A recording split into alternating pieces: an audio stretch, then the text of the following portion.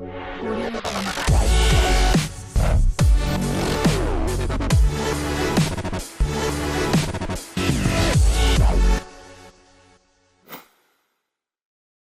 right, welcome back. So I want to talk about how do you get authority and how do you use it here, right? So this is how all the modules are going to go. Everyone's going to notice this. So the first one, we're going to get a big kind of like step out and really understand this concept, right? We're going to detach from it. We're going to understand it. Why does it work? How does it work? Some examples. And then the second part of each trigger, we're going to talk about how do you use it, right? How do you use it with social life? How do you use it with your sex life? And how do you use it in business? Right, those are the three big ones. Anyone have any other big one in their life that's important to them? Usually for guys, it's sex life, social life, financial life. Right, those are the big three. So that's what we're going to do here. So the million-dollar question, of course, is how the fuck do you get authority for yourself and how you use it, right? Especially if this is the most important thing to remember, okay? Everyone has their own construct of this hierarchy in their mind. Okay, so you have your own also. You have your own also, and right now you're putting yourself somewhere on this hierarchy, okay? And you think everyone else sees you at that same level, okay? Now the truth is, this is all made up, right? Fugazi. It's not real, okay? It's just an idea you have in your head and you're acting according to it. The truth is, what you want to do is understand everyone else is going to have their hierarchy in their mind. Okay, but you don't have one for yourself. Okay, don't have one for yourself. One of the things that I thought was really cool from the last Badass Mentor Retreat is one of the guys there said, Jason, one of my favorite things about Jason is that he treats everyone the same. Just treats you fucking cool, right? He's like, I'm a guy, I'm a dental student, right? I have almost no money. I bought some of his products, but he treats me like he's treating his speakers. He's jovial with me, he's joking with me, he's having fun with me. He treats everyone the same. The reason for that is I'm not fucking Mother Teresa, right? I think you guys are well aware of that, right? Might be the opposite. However, I don't keep this thing in my mind. I don't go, oh, you're here, you're there, you're there. I don't have that, okay? Donald Trump, Donald Faison, doesn't matter, okay? Who knows that reference? You know who Donald Faison is? Oh, man. Scrubs, black guy? Oh, yeah. Okay, good. He's in Clueless also. Best role, in my opinion. Anyways, I treat them all the same. Okay, there is no hierarchy, and because I have no hierarchy that I'm projecting, that means I also don't have one for myself. Do you see that? So because I'm not holding people in a certain position, like you're here, you're there, that means I give myself the freedom not to hold myself in anyone's position either. Okay, so I can put myself wherever I want in everyone else's eyes whenever I want. I can be here, I can be here, I can be here, I can move up and down. There's just total freedom with this. So your job is not to unplug people from certain levels of social conditioning and teach them about the authority bias that probably wouldn't benefit you. Okay, your job is to let go of it, understand they're still going to have it, and then knowing that they're still going to have it, use these tools to put yourself at the top. So everything you fucking say hits with fucking impact, right? And it works. Does that make sense to everybody? All right, cool. So very first way to get authority for yourself, it's going to be really profound right now, is you act like it. Okay. Now, I'm not just going to be like, walk like you're the general in the army, right? That's like vague beginner advice you might get from other dating coaches and success coaches out there. Okay. About 40 years ago, Jerry Weintraub, who here knows Jerry Weintraub is? If you do, about half of you do. Good. Okay.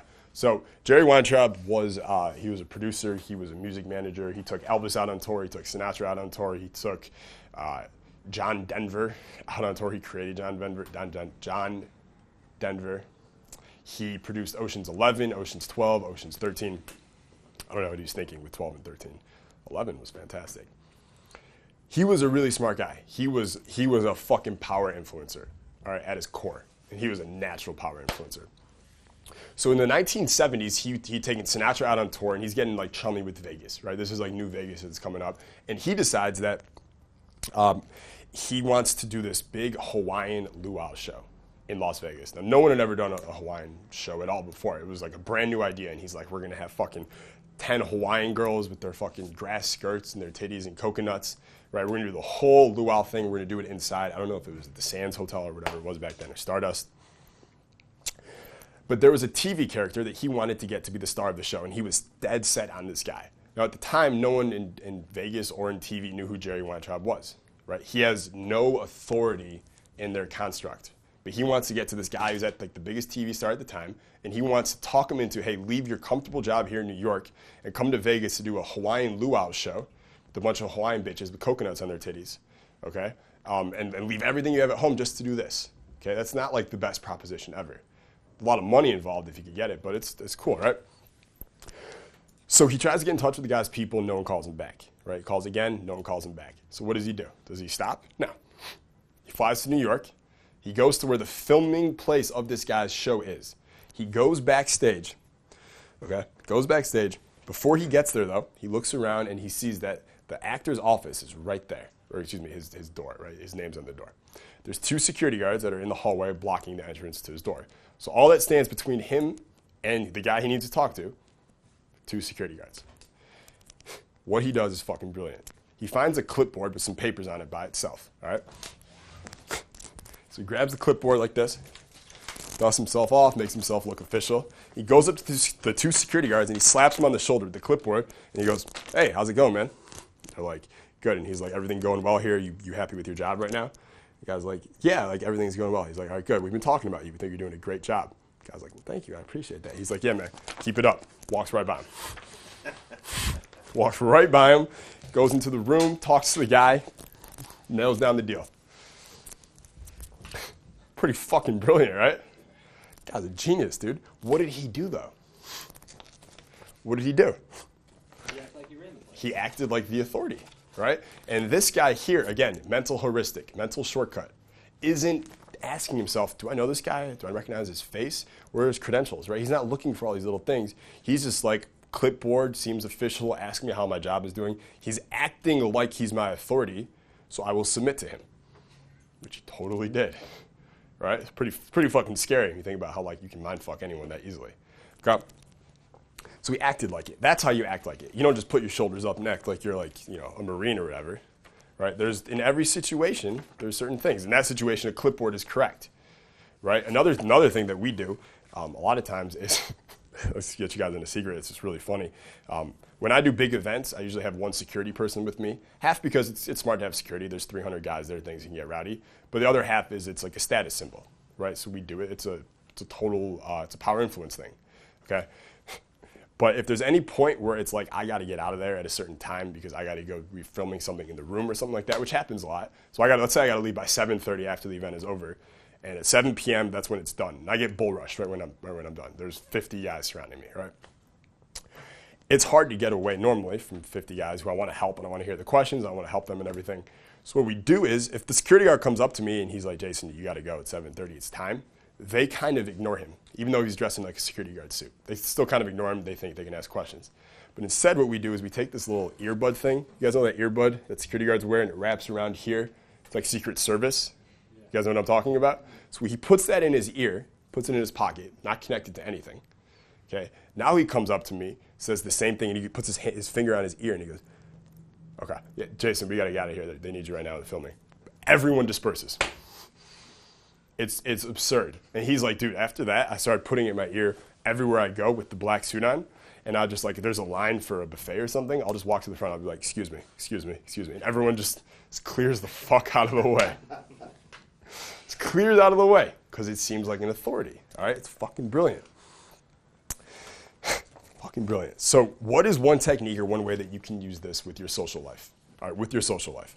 All right, remember we said, we're not going to be frame freaks, right? You're not trying to control your friends, okay? Instead, you're an influencer. You're a power influencer. Number one way is you want to be the one giving out approval and taking it away, okay? You are the person giving out approval and the person disapproving. You're the one taking it away, okay? Think about this. Forget people's faces or names. Think about roles, okay? Think about the roles that we play. Think about roles. Who, in what roles have you been conditioned to work for approval and avoid disapproval from the day you were born? What roles have you worked for their approval and avoided their disapproval? This is what you're conditioned, right? Teachers, parents, right? Teachers and parents. They approve of you, they disapprove of you, they give you grades. You work to get better grades. You're working for their approval. You're working for your parents' approval. You're avoiding their disapproval. You don't want to get punished. You spend years and years and years being conditioned for this, right? And then you go out of it as you get older and you realize that 99.9% of the time, these people had zero earned authority and their lives are in far more shambles and disarray than yours is. Whoever has ever had this realization? Where like as a kid, you're like listening to these people and then you meet them when you're a little older and your life's like the shit and you're like, this person, I can't believe I ever listened to them. Their life sucks, right? It's like everyone here, I have a friend who tries to give you like advice with like women or something like that, and you're like, dude, you haven't seen a pussy since last time you were on Pornhub.com. Like, you've gotten laid since Clinton was in office, and you're telling me how to talk to girls, right? Like, we all know someone like that, right? So then as you get older, and it's not parents and teachers, it becomes professionals. That's who you're trained to look for authority from, right? Experts, doctors, judges, people in TVs and movies, even celebrities who just play doctors. We assume they know what they're talking about. George Clooney used to say after ER was out, people would come up to him on the street and ask him for medical advice. He was like, first he was like, what the fuck is wrong with these people? But they, subconsciously, they see him as a doctor on TV, and they're like, I know he's not a real doctor, but I assume since he plays one, he probably knows most of the stuff that doctors know. No, he doesn't know shit. Are you guys crazy? People are, okay? But the desired action and the effect is always the same. People are trained to want approval from authorities. Okay, people are trained to want approval from authorities and trained to avoid their disapproval. So when you act this way, you are seen this way. So for instance, one of the greatest things you can do with women, okay, using as approval, disapproval, is you start hiring her and firing her. So now you're taking on the role of her boss, right? You're taking on the role of her boss because you're who hires her and fires her in her life? Bosses, right? So she brings you a drink, it's done correctly, you go, awesome, you're promoted, right? And then when she doesn't do something you're like, listen, it's just not working out, you're fired. I want you to pack up your stuff, be out of here by 5, right? And you fire her. And then she gets all sad and you're like, all right, listen, you can be rehired, but only, whatever, you just play with it, right? But you're hiring her and you're firing her. You are the authority.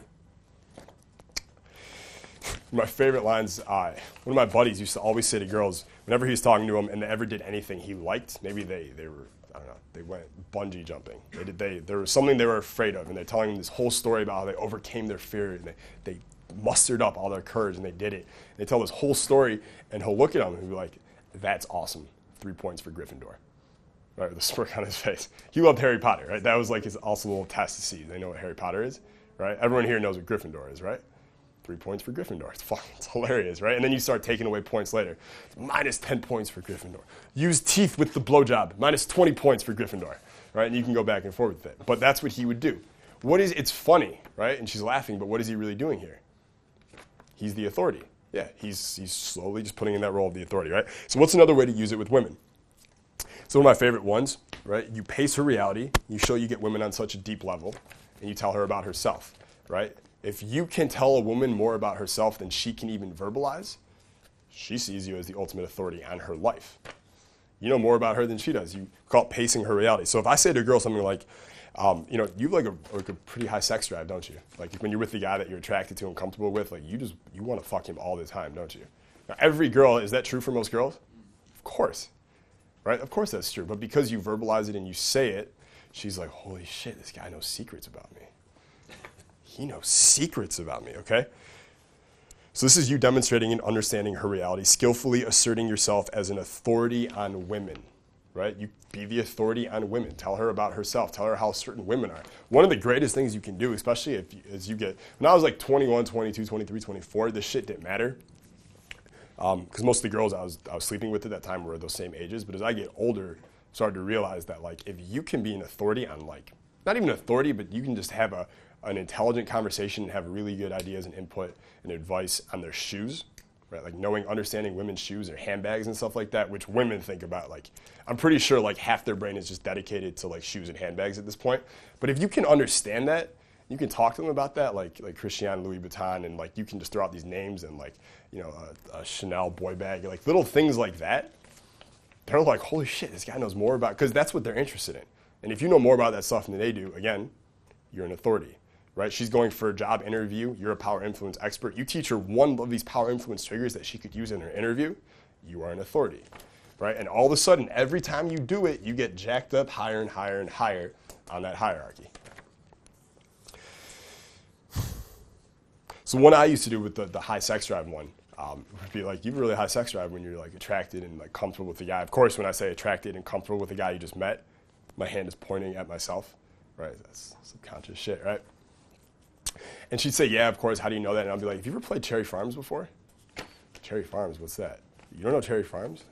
All right, fine, I'll do it with you. And then I would do Cherry Farms with her. Who here has seen Conversation Crack and knows what I'm talking about? My man right here. Have you ever used it?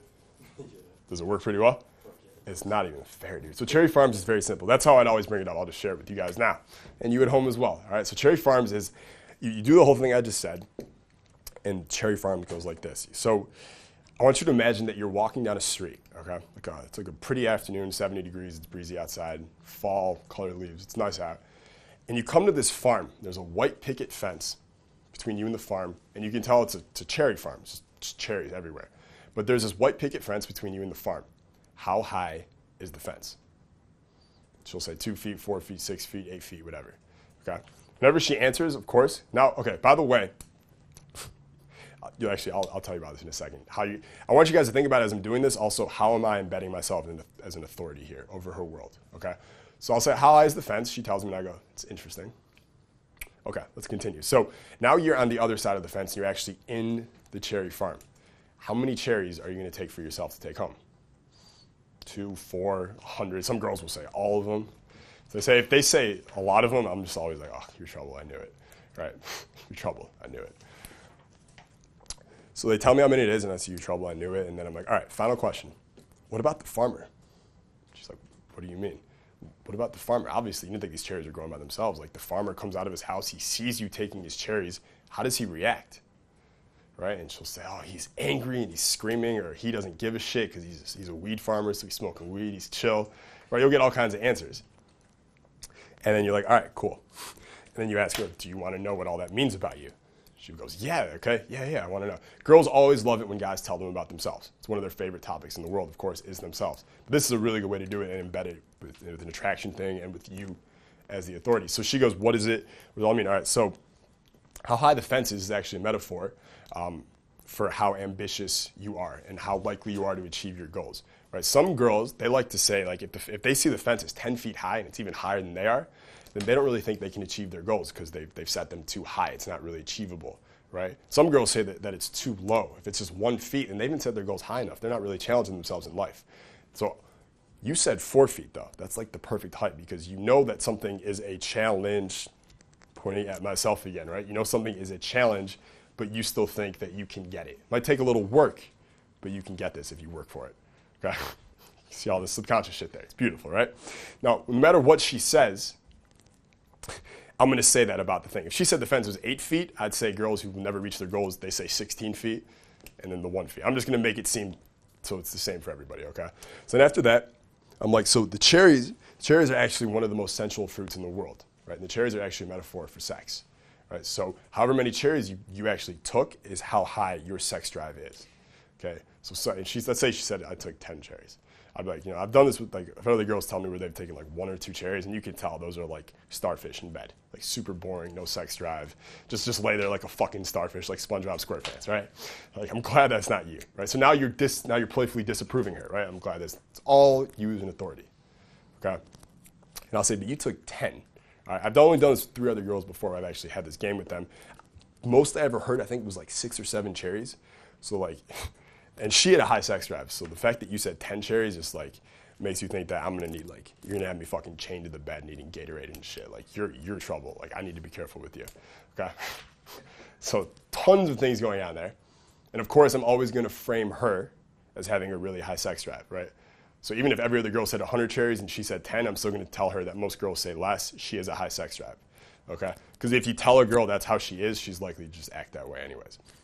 And then finally, I go, and the farmer is actually a metaphor for how society looks at you for having such a high sex drive and for being this sexually free. Like, if you're like, he got pissed and I felt bad and I gave him back the cherries, that means you're letting society dictate how you run your sex life, and that's not cool, right? But if she's like, I didn't care what he said, you're like, I took the cherries and I went home, I'd be like, that's awesome, because it shows you don't really care what society thinks. You're like a free, adventurous spirit, and if you see something that you like, you're going to go after it and you're going to get it tonight, right? So that's the whole thing. All right, it's an amazing routine. It's really not fair, as we discussed here. How It's really fucking powerful. It's really fucking powerful. But what are you doing there? That whole game, okay, the whole game, that whole thing, all that is you demonstrating an understanding of her reality. Okay, now granted, you use the game to tell her about herself. You don't actually know anything about her. All you know is that she said she had a medium to high fence, she picked a lot of cherries, and she said, fuck you to the farmer. And then you told her what those things mean about herself. But girls don't care. They're just listening. They're like, holy shit, that is me. Yeah, I do have a high sex drive. I don't care what society thinks. They just agree with it, right? But now you, again, are just the authority. It's so weird. I want you guys, like, if you can, at home, run this with a girl today or tomorrow and just watch how it changes, how her eyes change towards you, where she goes from seeing you here, then you run this thing, and now you've moved up the hierarchy. And she just looks at you differently. She just responds to you differently. And that's authority.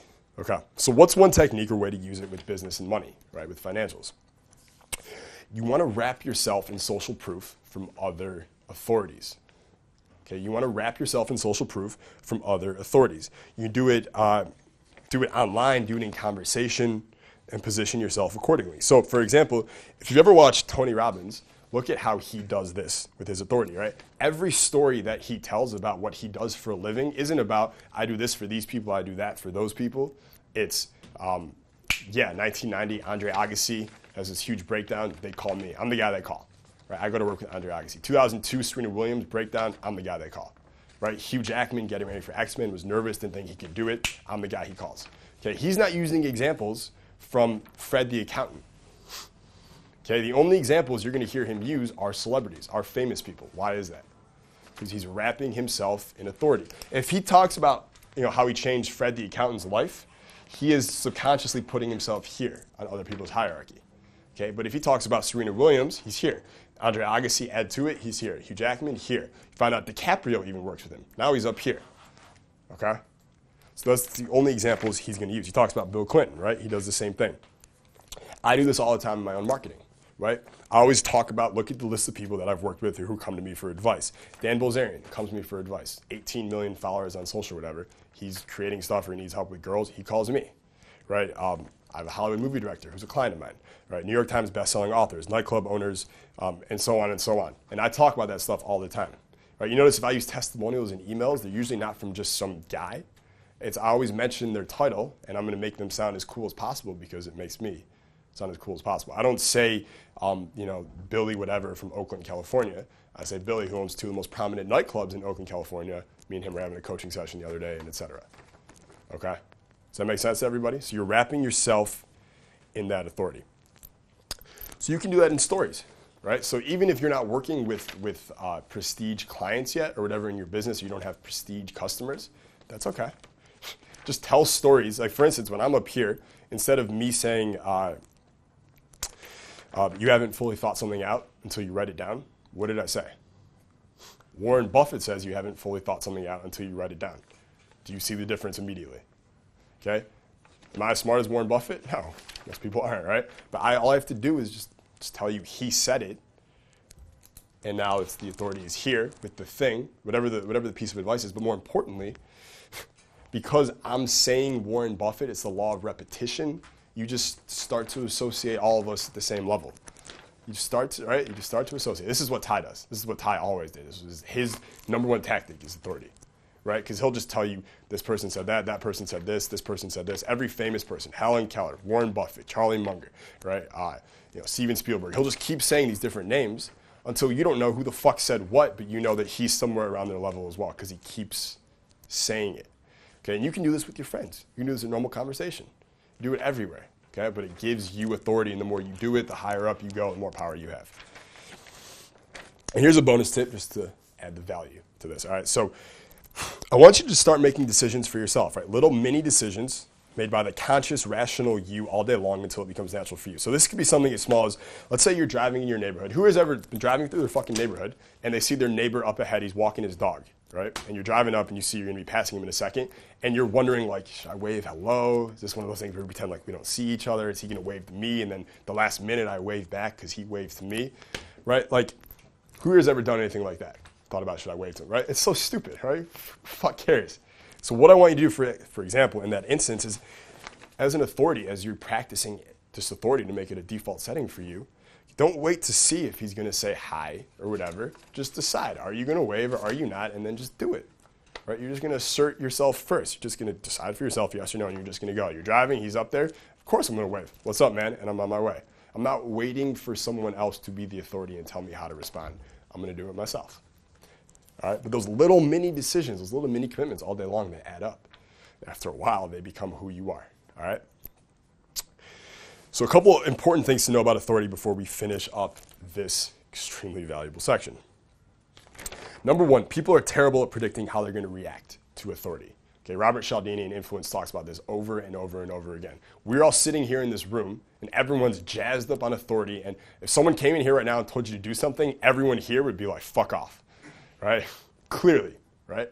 But a week from now, in a totally different situation, when you're back home, okay, if I ask you now, if someone does that same thing a week from now to you, will you just comply or will you think about it? You're going to be like, fuck no, I'm not going to comply. I'm going to weigh the pros and cons. I'm not just going to be some mindless, obedient bitch, right? And I'd go, that's awesome. But all the research shows that that's wrong. You're terrible at predicting how you're going to respond to authority. You're great here. You think about like if I talk about a nightclub right now and everyone's comfortable in this room, and I'm like, are you going to be impressed by the lights and the tits and the alcohol everywhere? No, of course not tonight. I don't give a fuck about that. But the minute I put you in there, you're going to be affected by it. Okay? Because we're terrible at predicting how we're going to respond. The only way to get over that is progressive desensitization, right? So if nightclubs, they make you go haywire because there's so much shit going on, the only way you're going to overcome that is just being there a lot, right? Practice doesn't make perfect. Practice makes comfort, okay? But understand that. You're terrible at predicting how you're going to respond to influence. So if you know you're going into a situation with someone who usually exerts a lot of authority over you and you don't want them to anymore, don't just be like, I'm a power influence now. It's not going to affect me. Like, understand. Be honest with yourself. You know what? Like, even though now I can sit here and be like, that's not going to affect me, understand it will affect you and be like, you know what? At that moment, I'm going to take a deep breath. And I'm going to make a conscious, rational decision then about how I want to act. But I'm not going to be like, I got it. I don't have to think about it anymore. Kaizen that shit. Okay? Number two, when authority is challenged publicly, it loses a lot of its power. All right, so this is something that's really interesting. Who here knows what the Stanley Milgram experiment is? The Stanford experiment, right? Where they had the people, half of them were prisoners, half of them were guards. All right, that was like the very first study ever done on authority. If you're at home, just Google Stanley Milgram experiment. That was one of the first times they discovered just how powerful authority is. They had totally normal people almost killing or thinking they're almost killing other people simply because an authority was telling them to do it. Really, really interesting shit. But what they found was that, so I'll just, the general gist of it for everyone who doesn't know. What they did was they took people who told them they were in a study, and they had half the group in a room where there's a glass wall and there's someone who's supposed to be the other half of the study, where one by one the person is hooked up to a chair, and it's an electrical chair. So let's say you're sitting on this side and the other volunteers in the other room. They're hooked up to a chair, it's got electrical voltage, etc. And then there's a researcher behind you in a white coat, and he's telling you what to do. You're a volunteer, the other guy's a volunteer. They're going to ask that guy a question. If he gets it wrong, you shock him. Okay? And the person in the white coat, the experimenter, is going to tell you he got it wrong, shock him. Right? And every time he gets it wrong, they're going to double up the voltage, right? From 90 to 180 and so on and so forth. So at the start, you're doing it. He says, oh, you got it wrong. Hit the button. Boom. This guy shocks him. He goes, ow. Right? And 2 minutes later, he gets another question wrong. Guy tells you, all right, you got to shock him. Okay. Boom. Hit him again. He's like, fuck, that hurts. Right? And you turn around and you're like to the experimenter. You're like, dude, I think I'm hurting him. Is this okay? And the guy's like, please continue with the experiment. That's what they were trained to say. What is he doing here, by the way? He's acting like an authority, right? So you're like, well, in your mind literally goes, I'm hurting this guy, I shouldn't be doing this, yet they continue to do it, all right? Everyone in the study did it. It wasn't like half the group kept shocking the person. Everyone in the study did it. They did it to the point they kept hitting the button where the person on the other end was screaming in pain for it to stop. They're screaming in pain. They're yelling, just kill me already, I want to die. They think they're like frying this person. Okay. What they didn't know is that was an actor on the other side, and they were the only person being tested, just to see how much authority they would obey. How far would they go? They went all the way to a voltage that would have killed the other person. but they did it because they were told to. Okay, they did it because they were told to. Here's what was interesting to me about that study. I already knew that. I already knew people obey authority in those situations. What was interesting to me is that when they were doing this, they did a session of the study where the person's in the chair and they have the voltage, but there's another experimenter in the room with him. He's not pushing buttons, but he's there with him. Okay, he's just the guy off the street also. The white coat is behind him. When there was someone else in the room and you're pushing this button and you see it's hurting the guy and you go, I don't think I should, and this guy's like, please continue with the experiment, this other guy would step up sometimes and be like, dude, don't just listen to him. Like, think about this. This is pretty fucked up. When that happened, they found that this person had like, I don't remember the exact number, but it was like almost all the authority was gone in that moment, right? Because he had someone else on his side, because it was publicly challenged. Someone stopped him and said, dude, what the fuck are you doing? Hold on a second here, okay? So what we know from that, okay, is that when you have a friend with you, someone on your side who's telling you, like, don't just listen to this person, like, think about this for a second, right? It breaks that chain of compliance. It wakes you up from mindless obedience and it brings you back to the rational, conscious you. All right, so how can you use that yourself if you're ever dealing with an authority or whatever? You might not always have a friend there to be like, dude, hold the fuck up. Hold on 1 second here, okay? But think about the fact that in your mind, imagine there's someone else there who's like your guardian angel and you're doing something you shouldn't. You're like, he's like, hold on there, Jason, 1 second. Let's think about this. And it'll just stop you to pull back for a second, right? And really ask yourself, should I be doing this? Is this the right thing for me to be doing? Okay, so I just thought that was really fucking interesting about authority. All right, so in the comment section, here's what I want you to do now. Let us know one way that you plan on using authority in your your social life or your sex life now. So let us know in the comment section how you plan on using authority in your social life or your sex life, and I'll see you in the next video.